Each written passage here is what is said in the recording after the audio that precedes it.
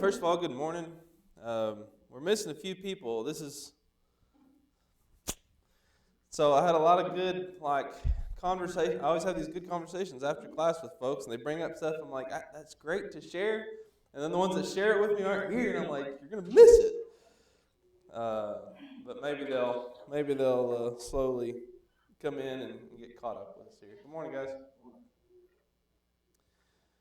So we're going to be looking at lesson 2, co-parenting with God. I want to cover some of these, some of the feedback. This is going to be a lot of discussion today, but this is a lot of good discussion, and actually a lot of discussion before we actually get into the meat of the lesson this morning. So first off, I want to consider some things. This got brought up. I thought this was really good feedback, really good stuff to consider. Things we can forget, especially I think if you are a teenage parent, particularly, and you don't have younger kids anymore, this can be easy to forget. It could just be easy to forget for everybody because we each come from different environments, different surroundings. So just some things to think about is that each parenting journey is unique, not just because each child is unique, but because each environment is unique as well. Some of you raise children with nearby family. Some of you raise children without family nearby. That makes a difference in bringing up children. Having peers their age or no peers their age. And that can go just as well for the parent. If you have no one to lean on that's your age, it's kind of hard to discuss things sometimes. Your location, even. Thinking about being raised in the north versus the south, or on the beach versus in the mountains, that can have an impact on your child. Or the city versus the country. This is a big one. Thinking about impacts of special needs. If your child has a medical condition or anxieties, depressions, autisms, autoimmune-related diseases, these things play a role in parenting and how much of a struggle that can be sometimes. Some require the need of outside support and help, such as a therapist or in-home specialist or care provider. I know we have some friends that have twin daughters that have a unique issue, and they had to have somebody come into the home to help them with those children. Some are raised by grandparents or in foster systems or through adoptions. These are things that sometimes I think we can forget that others may be dealing with. So we need to keep that in mind as we discuss things. Here's another one. This was part of a follow-up discussion last time as well. I want to make this point. Stress is stress. All right? So what do I mean by that? We all deal with struggles. We all encounter difficult decisions. We all have our stresses. This spawned from someone saying, we have young kids and we keep hearing about all these teenage parents having all these problems, and we think our problems don't amount to their problems. It's not true. Your stresses are still stresses as young parents. So first-time parenting is a challenge. So is parenting with some experience. Young kids bring their challenges. Old kids bring their challenges. So your stress and concerns matter no matter the stage. Young parents need to remember, many have been through it and can help. You consider this room, you consider this church. There are several that have been through raising young children. And it's good to talk to them. It's good to lean on them. And it's good for us of older children to reach out and say, how's it going? How's Galilee doing? Follow up with them. What can we do to help? And the good news is, for you young parents, because we don't do a good job as teen parents saying this, we've made it so far. Right next to us is a room full of teenagers, the majority of which are walking in faith. Don't forget that, teenage parents. We do have our successes, and we can share those successes. I'm going to say that again here in just a moment, but because we get into this rut of saying, just wait till they turn X, Y, Z. I looked up, because I only remembered the Terrible Twos and the tween drama. I couldn't remember the others, so ChatGPT said there's this thing called Three-nagers. 3 going on 13 made sense when I saw it. I was like, okay, I know where that's going. Fearsome Fours, tween drama, teenage term. We have all these stage names for what's coming next. So yeah, wait till you get here. And That's jesting. Again, stress is stress. So different stages, different challenges. A young parent's challenges and stresses are as valid as a teenage parent's stresses or challenges. So, again, don't forget about the successes. We do need to share our successes. That does not mean we're bragging on being the perfect parent or we did everything right. It just means we got them this far. We survived this far. These are some of the things we tried. You can try these things. They may not work for you, and that's okay, but sometimes it helps to just talk it out. All right. So, meet your child. This is lesson 2. We love a child before they are even born, but do we know them? What does it mean to you to know your child? What would you say? Know their personality, know what they respond to, what they don't respond to, what they're afraid of, what they're not afraid of. Okay. What they like, what they don't like. All right. Good. They know their quirks, but I think that was better. Yeah, know their quirks. That's good. Yeah. Yep. Okay. So Jonathan hit a bunch that I thought of as well.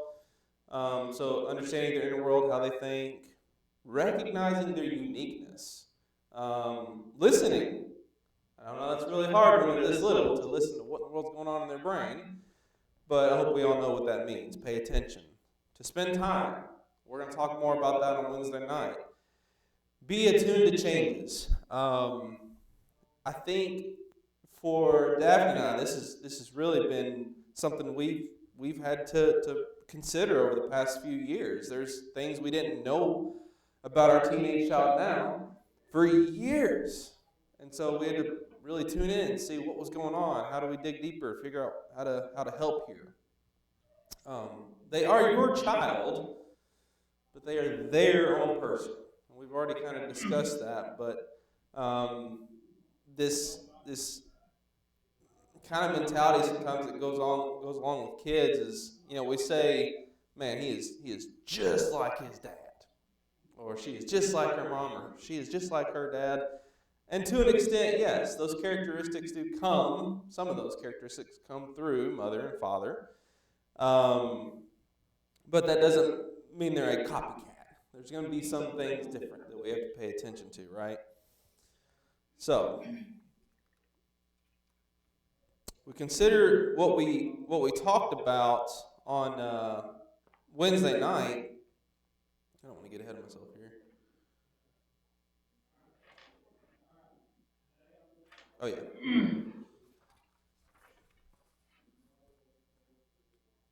Okay.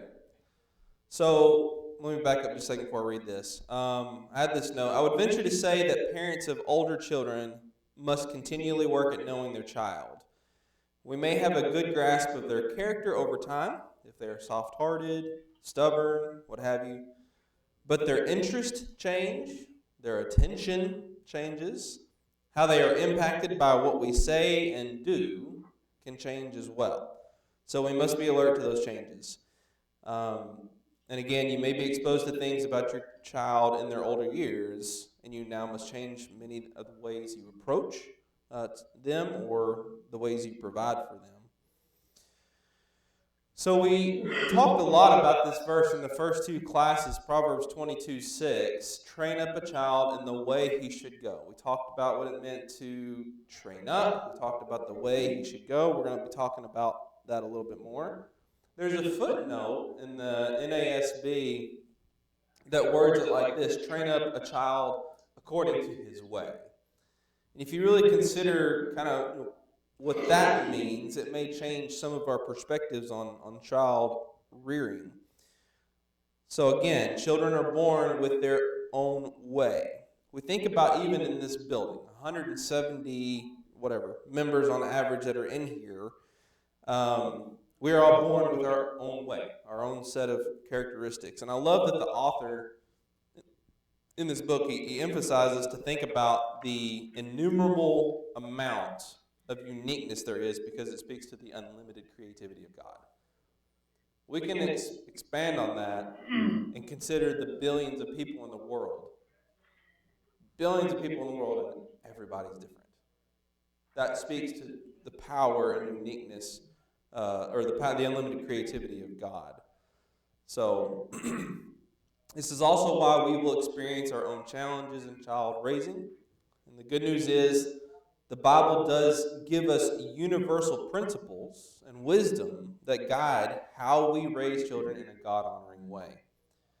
Principles that not only apply to our culture and personalities, but across all cultures, all situations and all personalities, and is still rooted in truth. All right. This next one it really got me on a rabbit hole, but it's so cool to think about. Author phrases this on, I think it's on page 9. Who does the forming and weaving? And we know that answer, off the cuff, but let's consider the verses that were referenced here. Jeremiah 1:5, Isaiah 49:5, and Psalm 139. Let's get Jeremiah 1:5. I think it actually says it in the book, too. Yeah, Jeremiah 1:5. Before I formed you in the womb, I knew you. Isaiah 49:5. And now says the Lord, who formed me from the womb. And then Psalm 139. For thou didst form my inward parts. Thou didst weave me in my mother's womb. We think about how God designed us to be able to procreate. And that it is by his design that chromosomes from a mother and from a father determine the characteristics of a child. But these are just characteristics, a blend from the mother and father. It's not a copy, an exact copy of mother or father. It's that blend, and they are still their own person. So we will see, like we said, we'll see these similarities in personalities. It's very common. I mean, we raise them, right? They're going to see how we respond to things. They're going to feed off of how we act. But they're still their own person. And here's the biggest one that I think, as I was considering this, is that God's design grants these different gifts and abilities. Here's the parents' role here. We need to help them discover and use those gifts and abilities, those individual gifts and abilities. How do we discover that? Well, we already talked about it. We got to spend time with them. We got to see what that is, what that looks like for them. Excuse me. Anything from you guys on considering the forming and the weaving, or any of these points? I think that last point is a good one. I've never really thought about it, because when you have young kids, and probably older too, I think when we think of parenting, we mainly think of discipline and like making them act right, or just when they're young, like the survival mode. But as they do get older and develop that personality, aside from just disciplining and like seeing them mess up and correcting that, we need to also be looking for like how special they are and how we can guide them to use that gift. I think about Jackson, Tara and Michael's oldest son, and how when he was little, he was completely different than who he is now. Like now he's into music, and they really encouraged that. But when he was little, like that wasn't there at all. Mm-hmm. But yeah, just as he's grown, you've seen different gifts and abilities that he can now use. So looking at that and thinking, oh, I have these little kids, but they're still unique. How can I start now encouraging them to use that uniqueness versus just constant disciplining and correction? Mm-hmm. More encouragement. That's good. Anybody else? It's a hard thing to consider, I think, especially for young parents. You say that because you've seen it in your own family, and I'm sure others have seen it as well, but when you're kind of in the heat of the young child and you're not sure what to expect yet, you're still trying to figure all this out, that can be a little intimidating. I don't know if it's the right word. We kind of go through, and Kyle mentioned this in his sermon the other day, I think the phrase goes, I hope I'm doing this right. right? You know, I just hope that we're getting them to the right place. I hope. And my response to that mentality is good that we're thinking that way. Good that we're being proactive and saying, I hope, because that means I'm trying. I'm putting effort in. I'm doing everything I know to do to try to get them there. Are you going to do things wrong along the way?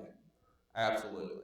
There's going to be decisions we make that we learn from and we say, that was the wrong way to steer them. And we already talked about how good it is to approach that and say, that's on me. I'm going to give you a personal example of this. There's, in my world, Luke Hale's world, there's some perfectionisms. Okay, I did construction. If something was the least bit off, I think Nathan can relate. It just kind of bothers you that you didn't get it right. Really hard on yourself every time you did it wrong. You did a lot of good things right. Everything else looks really good, but you're picking out that one little corner and you're saying, man, that's bothering me. That kind of fed my oldest child's tisms, if you will, expecting that everything he should do should be perfect. And when it wasn't perfect, he'd get really hard on himself about it, right? So it got to the point where I think he was expecting he had to be perfect in order to follow God. Perfect. So one day we had to have a conversation in the room, and I just said, buddy, I just want to apologize if I've made you feel like you need to be perfect. That is not my expectation. It's not God's expectation that we're perfect. That's on me for pushing that on you. And that was one of those moments that just, it needed to happen for a long time. Took some self-reflecting, took some consideration of why do we pick out these little things when everything else is, overall, the overlying factor is really good. Can't always be so hard on ourselves, and then that translates to our children to expect things. Did you have a point? Yeah, I think what you were bringing up is a good point about, I think it's really good, like you said, to be a parent and think, I'm going to be godly and I'm going to try to do this the right way. Like you said, I said, hey, am I doing this right? Let me go look back to the instruction manual, the Bible, and see if I'm doing this right. And I think it is, though, important to, just like everything in life, push yourself to do it right. Also know that you're not always going to, and that's not a death sentence for the child. Yeah. I've heard people in churches say things like there's no such thing as bad kids, only bad parents. And I would submit that Cain and Abel had the same parents. Mm-hmm. And I do think the way you parent can set a child back if you do it wrong enough for long enough. But I also do believe it's not an overall excuse for them to never self-correct. And I think the battle is, well, let me give them as little as possible to self-correct from my mistakes, what I did to them. It's a family example. My older sister died, drug overdose when she was 35, lived about like you'd expect from the time she was about 15 until then.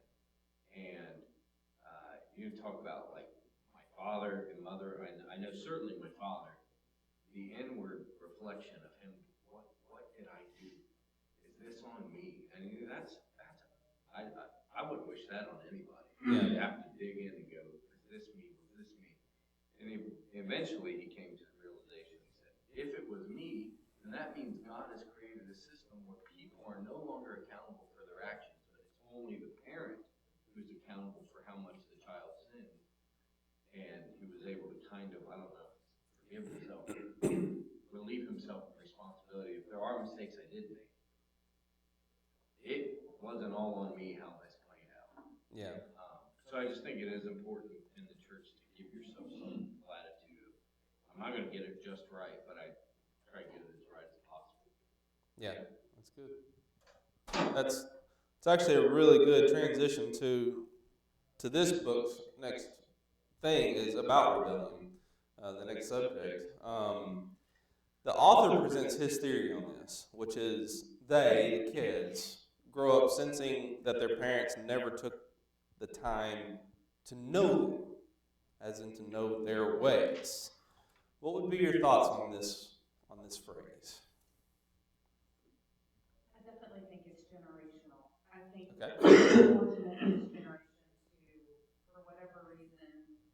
be more aware that we need to know our kids, you know, where when I was growing up, that's just not what parents did.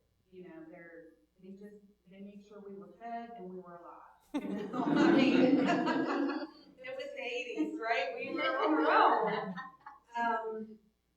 So I can see that as I was a child, I felt that way. You know, my mom didn't know me, and I'm trying to correct that with my kids. But I also think, you know, they didn't have the internet. They didn't have this information at their fingertips like we do. And so we're really fortunate to know to do this, you know, to spend time with them and to understand how each child is so different. And we have tools to be able to communicate with them. I mean, I would be lost if it wasn't for books and articles about some of my kids' specific personalities that are, you know, completely different from mine. Yeah. So I just feel like I think it's important, but I also don't want to get lost that we're so lucky. Yeah. So there's a level of awareness that we're able to have, I think, because of that communication, like you're saying, what we're exposed to, that others have dealt with, and being able to access that information. Before I give my thoughts on this, does anyone else have anything? Maybe. I mean, listen, I'm 70 and 80s. I'm right there with you. Parents work all the time. But at the same time, I grew up to be a heathen. I can't pass that up to my parents. It's not passed, you know? So, even if our parents didn't know us, or even if we don't know our own kids, God still does.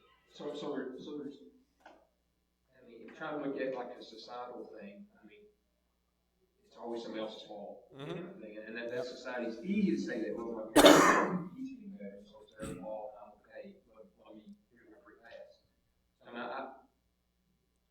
mean, we gotta do better. We gotta do better. Even if we don't raise our kids, we gotta understand that God knows it, and there's still accountability. So.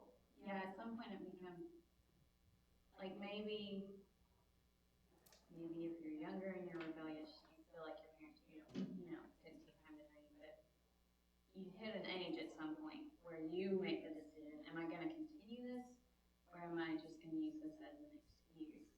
And that, takes, you have to be older to have that thought. Yeah. So I would say like preteen teenagers who think this way still have time to like talk to their parents and say, okay, here's why I'm let's have a conversation. I'm acting this way. Why are you acting this way?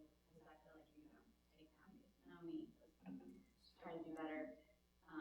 But at some point, the kid becomes aware of, I'm here. Am I going to continue this because I like it and I want to do it? Or am I going to use my parents as the excuse? Or am I going to clean my act up? Yeah. So y'all hit a lot of good points through all that, and it's like Sam. When I saw this question, I was like, I agree, but to an extent. I think there's a lot of lines for me that I would not be comfortable crossing with this statement. We're talking about the age, the stages, I guess I should put, and Natalie and I were talking about this Wednesday night. It's like really the difference is as you get into the teens, now when they argue, now when they're talking to you, they have some logic to them. And that's the frustrating side, is like, why are you making sense right now? Like, I'm the dad, I'm right. But even though they may have some logic about them that doesn't necessarily make them right, that logic can still be skewed and we still have to turn it, yes. I think this is interesting too, because my dad actually admitted later in life, I think so my parents and my personality was different. They grew up really, really rough, so they had the ability to compartmentalize. Like if something was really contentious and loud and frustrating, they could go right back to like forgiveness and normal life. And as for me, I just thought, if somebody's mad and yells at me, they don't love me. And I'm just going to push my parents away for a while. And, like telling my dad about that later, he said, I wish I would have known that about you. Because that would have helped me kind of reform how I approached you, and I thought, wow, Dad's a philosopher now. So, like you said, make sure you ate fed and go to your room and be quiet. But now, I don't blame him for that, because as a teenager, was not mature enough to formulate these thoughts and come and say, hey, Dad, I noticed psychologically you and Mom both operate one way, and I operate none. So I really don't think he bears any responsibility of us having that. Now, in a perfect world, maybe we get real self-aware of this and go, wait, is there a missing piece? Can I maybe sit down and have a conversation with my kid and see if we have a person? That would be, I think, the perfect world, and maybe you can get there a little bit. But yeah, I don't hold a grudge, because like my mother wanted to have knockdown frag outs and then go back to hugging and just being fine. And my style, and even still today, if I get it with someone, I might push them away for a year. Yeah. Or more, forever. And definitely, I don't like stress and contention. Yeah. But she was fine with it, and I don't really put blame on them, because again, I wasn't mature enough to tell them. I didn't even know what was going on. So I think this is good, though, that if we can kind of deep dive on ourselves and always say, am I missing a connection here? I think getting to know your child from the beginning, like not waiting till they're preteen or teenager to be like, okay, let's get to know you. Person I've had in my house, but like as they grow and reach the different stages, like get to know them kind of all over again. Just keep that in mind, like okay, this is a human being with their own personality at age 4, age 6, whatever. Like get to know them and try to develop that relationship. So like when they're not mature enough to think psychologically as teenagers, but there's something going on, you can have some sort of relationship to come to terms with it and figure it out. Like I don't think it's possible because they're not fully developed in the brain yet. Like if something's going on, but you have this good relationship with them already because you built it from the ground up, then when they're rebelling or something's going on in their later years, like you can sit down and be like, okay, let's try to figure this out, or let's try to relate to one another somehow. And I think that's really good, especially you said a basic relationship. Because when these kids are going through teenage years, they're weird creatures. I mean, they're trying to figure themselves out, and they shut down. I mean, I remember as a kid, it would be great if my parents, tried more to know me as a kid, but you guys are old, you don't know nothing, you're ignorant, I know everything. I mean, and I think that's beautiful, because we're about to find out. I mean, everybody in this room, we're all kids approaching that or something there. So having that basic understanding of what we're talking about here, trying to know these kids, sometimes they do not know. And like teenagers especially, because I taught high school, so like I've met some of the weird creatures as well. And like sometimes I would say to my students, of course I haven't had a teenager like my own, but like sometimes I would say to my students, okay, I don't understand all of this, like I'm old, like this isn't me, but talk to me, like let me try to understand, and then maybe I can help you with this issue or whatever. Like, okay, I just admit, like I'm old, I'm out of touch, I don't understand, so open up, tell me, and it's important to stay calm and listen. Like I know growing up as a teenager, my mom like would lose it like sometimes and just wouldn't listen or like try to get to understand, and it was just automatic, like I'm the parent, you just do what I say, and it was like, well, we could just talk or something, like if you could somehow understand or try to understand, you could get through this a little easier versus just listen to me because I said what I said and I'm the mom. I think kids know that they have parents that provide those open doors. Yeah, having it there means something. I have a question for the room then about that. Okay. Because I thought when you were talking about kids making rational responses and arguments at a sophisticated rate sometimes, there were times like I think even in high school, and I always considered myself a fairly good debater, especially if I really felt like I was right. And I would get in trouble for some things. I And my mom would be like, you didn't tell me you were doing this. And I'm thinking, I could recreate the scene and tell you exactly where you were standing, where I was standing, and the I could recreate all this, but I also thought, I'll be in more trouble if I do that. If I prove myself right, so I'll just take the hit. Yeah. So kind of the question for the room is, we did have a back and forth with the kid, and they did prove themselves to be maybe on the correct side of this particular issue. Would we be okay with that? It takes a lot of humility on the part of the parent to be like, Yeah. Humility, but it's also good to teach the kid just to eat the wrong. Just to eat it for the moment. You may be right. Just know that you're right and go on. And just be quiet. And don't escalate the situation. But it's tough. I mean, it's tough. I feel like you gotta teach your kids how to have their own voice. I mean, maybe it's because I have 3 teenage daughters right now, but, you know, I try to give them the space to communicate to me and give me their side of the story. The rule is just don't be disrespectful. You know, as long as we can talk, we'll talk and I'll listen. And if they prove a valid point, I'm, you know, fine with that.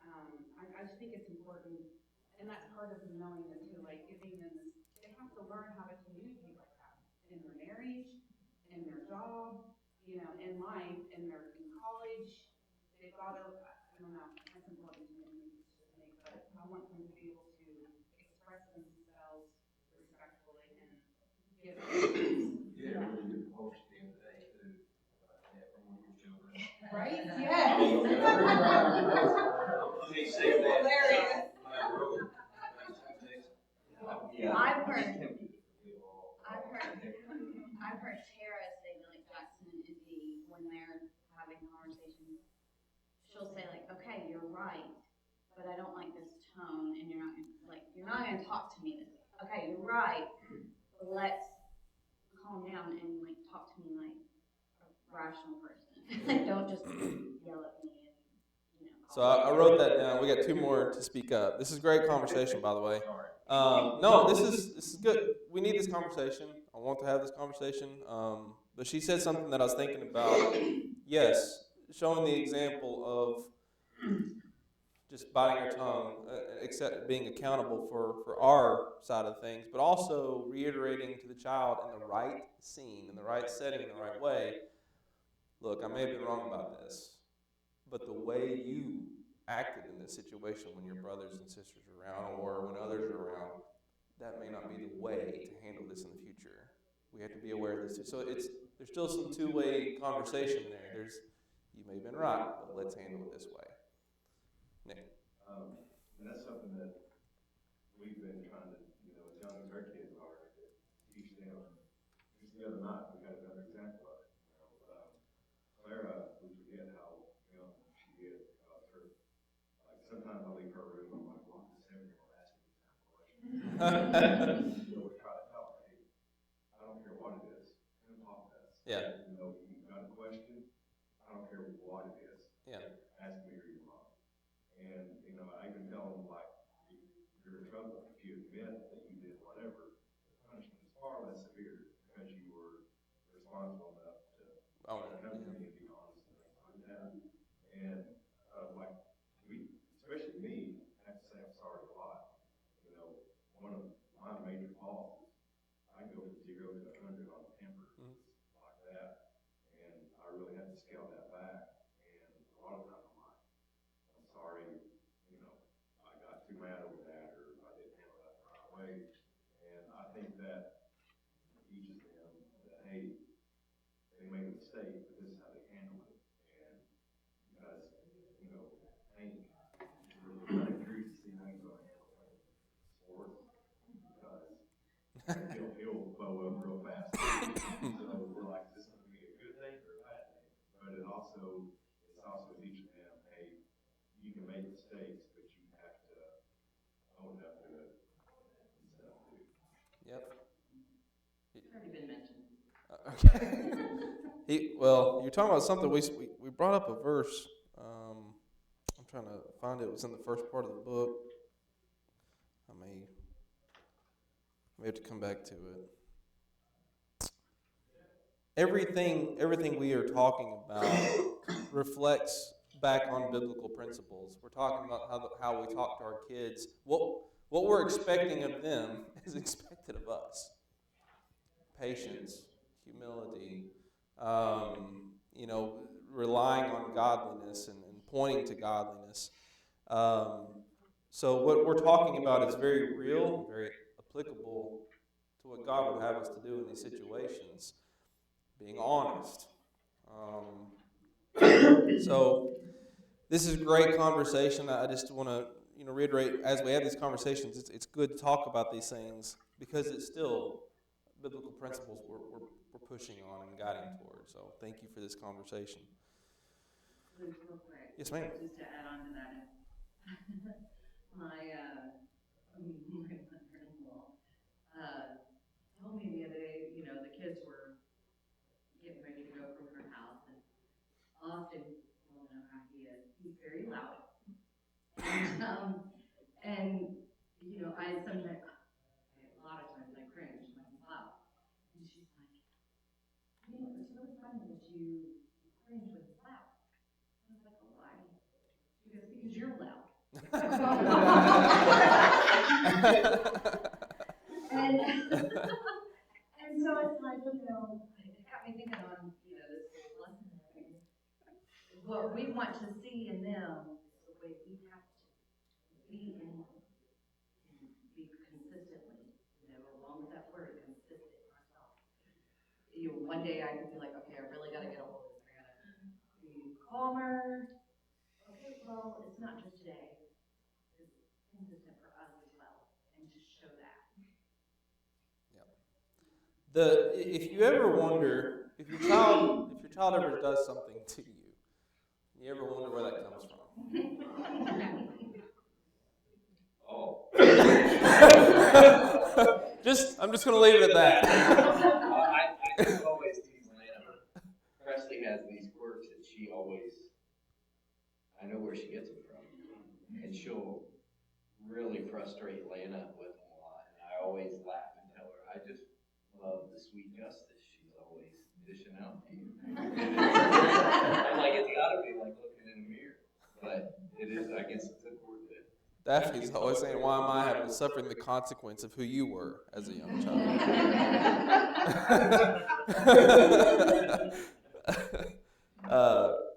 So this is your children. Their actions, the way they talk, is a good self-reflection. So good thing to think about there. So I want to touch back on some thoughts that I had with this, if you guys don't mind, and also I wrote this down. Thinking about the whole "because I'm the parent" statement, because I said so statement, right? I think we probably all get to those things, and here's the thing, guys. We've all been there. We've all had the long day. We've all dealt with all the stress through all the day. And then you get home where you've been dealing with the kids all day, and they're continually asking questions, and they're continually pushing buttons, and you're at your max, right? Go to bed. Why now? Why at 9:30 do you have questions about eternal life and all this stuff? But man, I would also tell you this, young parents, pass that up and you'll regret it. An extra few minutes to talk about those hard questions goes a long, long way. So as tired as we are, as stressed as we are, those moments matter. We talked about example and the things that we talk about in the home. I'll use this and then I'll move on. The fireworks, as we had the other night. Sometimes you buy fireworks and they have bad pictures, lack of a better word, just bad pictures on them. They put nasty pictures on these fireworks sometimes. And Tate saw one in the garage and he goes, "Dad, that is inappropriate." And I was like, "Didn't know you knew that word." Good catch. Because I just covered it up. I was like, "That's fine." But anyway, your example, what you're doing matters, and your time matters. So. Back to your "because I'm the parent, I said so." At what point, though, do you have that balance of you do just need to do this because I said so? We don't have to explain everything to you. You should just accept say, because we're not gonna have answers to everything in life always. And sometimes I feel like we take a lot of time to give the details of why certain things go on and why we have to do certain things, and it ends up being that every time it turns into a questioning. So at what point? It's a prolonging. There's a longing or a question Yeah. or I need to know the details so I feel comfortable type thing, like that's not reality all the time. So at what point do we, how do you? Are you asking me? I live with you. I don't know. Sometimes I get that totally, and a lot of times my answer, and I'm not saying I'm right, but I say, you know, there's just, God put me in charge of raising you. He gave me the wisdom to do what's best, or, you know, through the word. And not everything can be explained because it's not ready to be right. Yeah. That's just my role and authority. Kind of, yeah, I don't know. I think in When the you figure it military, out though, when you tell me. I was gonna say in the military, we face that a lot, and that was, we would have it. If you can't ever have a preliminary conversation saying, there will be times I do not have time or the capacity to explain things to you. Trust that I have your best interest in heart. Later, I'll circle back if I have the opportunity to explain it. Yeah. But there will be times when we can't. And that was always helpful because there was never time to explain, but we would circle back when we could. And Yeah. Nathan. Sometimes when I think of like young children and parents, I think of like Israel and God. Mhm. And I would always obviously know who's right. Yeah. In that situation, you know, but as a you know, Israel sometimes, like why would you, you know, if God would, you know, destroy all the people, Philistines, babies, everything, that doesn't seem right to humans at the time. So just thinking about that dynamic and how God responded. Yeah. Go ahead. I think like we're called the children of God, and I think that that's really beautiful because it's intentional. Yeah. Because like we act that way towards God a lot, and like part of being a Christian is knowing that not everything makes sense to us, but that we're doing it because we're obeying God. Mhm. And I think sometimes, and I only have a toddler, so she doesn't care about anything I say right now, but like when we're struggling with something, like yes, we need to know that like as long as we're obeying God, He has our best interest, but like He still wants us to pray, and still Yeah. wants us to like bring all our complaints to Him Yep. and like ask Him questions. But at the end of the day, like the same way our children just need to obey us because we're their parents, we need to obey God the way He is God. Yep. Yep. There used to be a clear distinction between authority and bullying when I was a parent. Yeah. When it comes specific to that, do as I said, knows I do. Yep. It's gotta be based on authority, not just parenting the bully. Great stuff. I didn't get to my points, but guys, we'll be looking. I'm going to finish this up Wednesday night, and then we'll be looking at quality versus quantity time with children. Thank you, guys. Good discussion.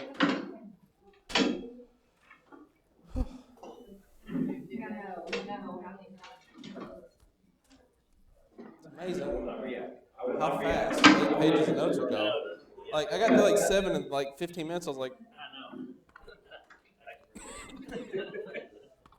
what do I do next?